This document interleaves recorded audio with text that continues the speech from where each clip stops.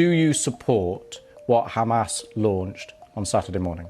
Well, this is not the right question, Louis. Really, the right it's question. It's an important question. No, it is not an important question because whether you support their action or not is an important question. No. It is not an important question. Hamas is a group, is a militant group. You're talking with the Palestinian representative. Our position is very well known and clear. And what is that? Do you support Hamas's actions? And then you cannot equate. This is not about support or not support. I am here to represent my people, the Palestinian people, what they are going through. I'm not here to condemn anybody. And if anybody that needs to be condemned, it's what you call the only democracy in the Middle East, that is Israel, between parentheses, that is doing what you have just reported, targeting civilians. And this has not just happened the last 48 hours. Hamas was just targeting Palestinians, but you won't condemn that. I'll tell you one thing. Hamas is not the Palestinian government, okay? The Israeli government is giving orders for its organized army. So please don't draw any symmetry here. Don't equate. There is no way you can draw any symmetry. And don't equate between the occupied and the occupier. This doesn't serve justice to understand for your audience and viewers the real situation.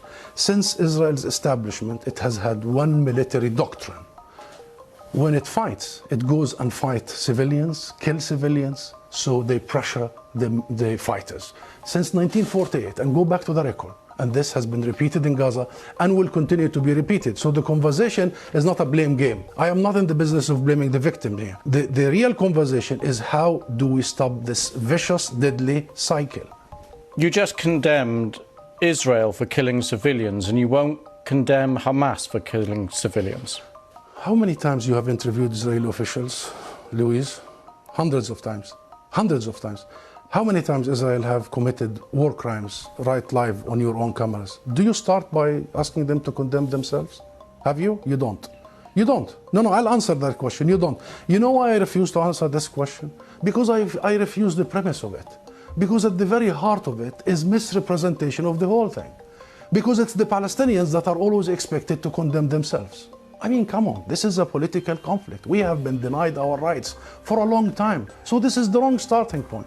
The right starting point is to focus on the root causes, is to try and get out of this extreme dark tunnel, as opposed to this business by BBC and the mainstream media for 75 years. You bring us here whenever there are Israelis who are killed. Did you bring me here when many Palestinians in the West Bank, more than 200 over the last few months?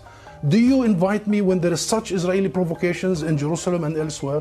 What Israelis have seen, which we started by saying tragic, the last 48 hours, the Palestinians see every day for the last 50 years. You know the situation in Gaza, you've just described it. This is the biggest open-air prison. Those people, 2 million, have been taken hostage by Israel for the last 16 years. So I'm saying this just to say, Louise, perhaps this is about time we abandon this rhetoric, very dangerous, this framework, and we start giving people the real ugly truth sometimes. What is the solution in your eyes? International law, that's it. The equal application of international resolutions and law and legitimacy, as you did in Ukraine. Would you bring the Ukrainian ambassador here and start asking him to condemn some of his fighters?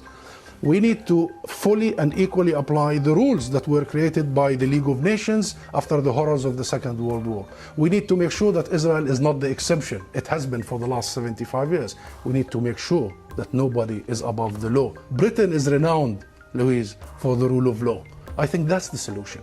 Israel is an occupying force. It is responsible to provide protection for the people under its occupation. And should they commit crimes and crimes against humanity in the coming hours and weeks, it must be held accountable by the international community and the international judicial system. Thank you very much for coming on the programme. Thank you.